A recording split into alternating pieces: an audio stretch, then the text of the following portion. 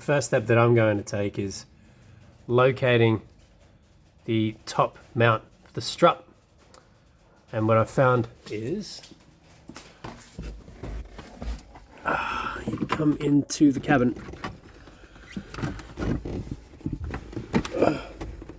remove,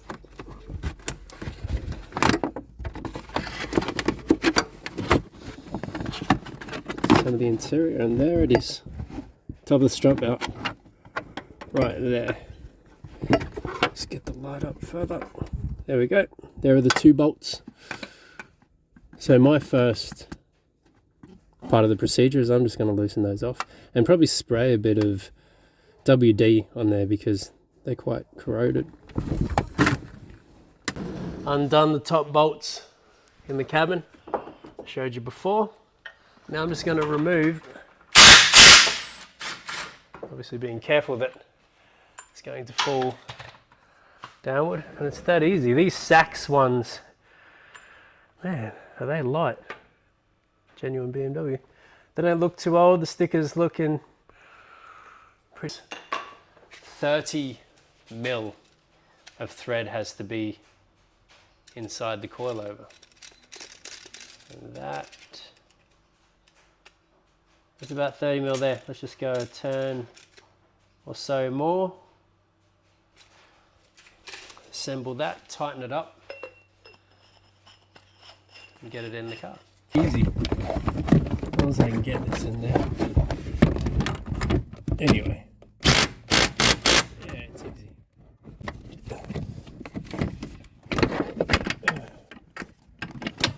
Okay, all that grunting doesn't make it sound easy, but trust me, it's not too bad.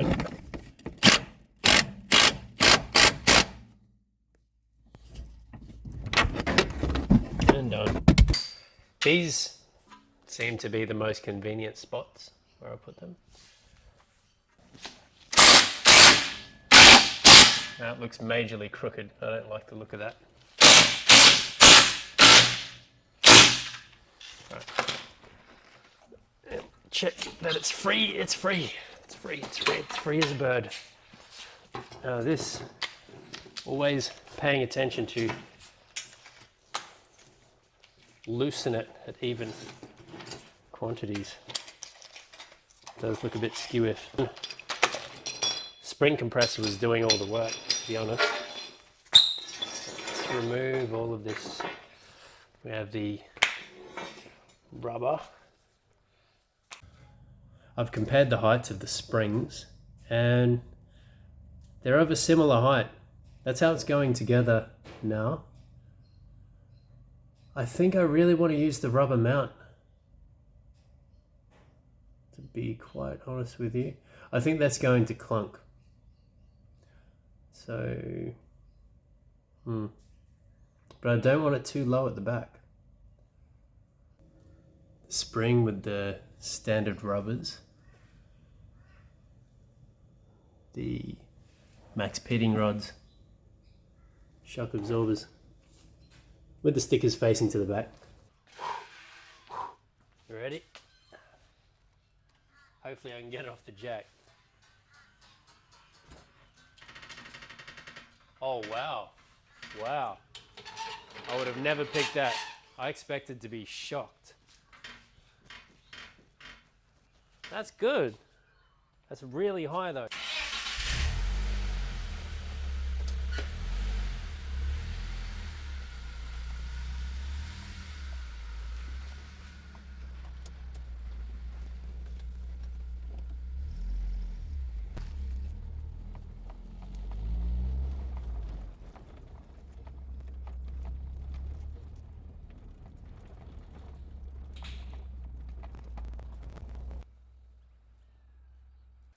So there it is, the fitting and removal of the struts, the springs, and the replacement with Maxpeedingrod coils, coil springs, and adjustable shock absorbers.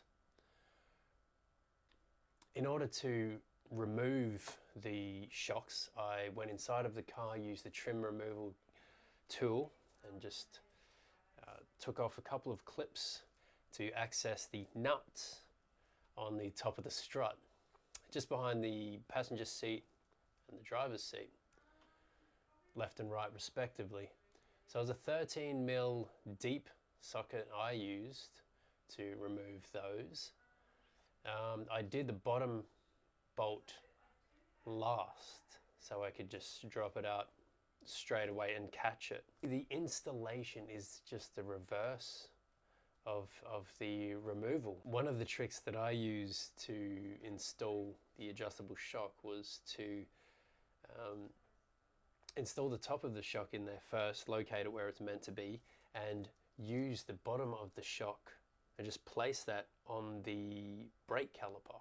And it sort of held there in a nice little spot, so I could put the top nuts on. So yeah, if you're doing it as a one-man job, that would be a little trick to use that I use personally.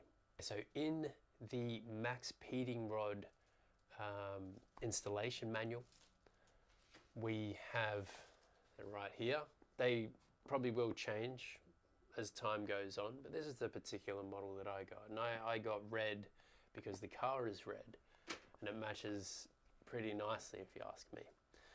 Anyway, in the manual here, there's a note that says, make sure minimum 30mm damper inserting into the lower mount when you go to the highest height.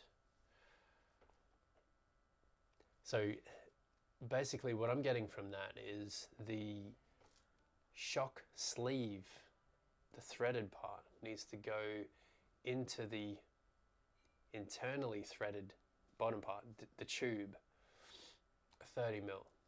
So as you saw on the video, I measured it, went a couple mil more of thread into that sleeve or tube.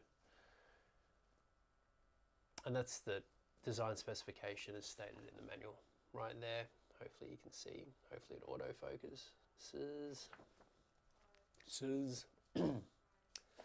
Alright. So just one thing to remember with loosening and tightening things, of course, and it's basic knowledge really, is just to make sure there's symmetry. So just, you know, especially with the spring compressors, tighten one, then the other, one, then the other. Sometimes you're sort of restricted in the way of room as to where you can position those spring compressors.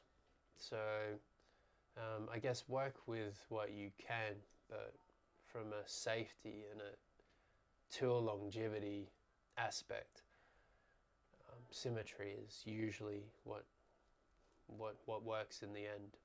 That's it. I hope you loved the video. Please share, like, subscribe, all that jazz. I would love you to do that. And I really hope these videos are informative and help you get through your projects too. Enjoy. Seeing you next time. Gonna enjoy this cuppa of destiny. See ya. Take care. Drive safe.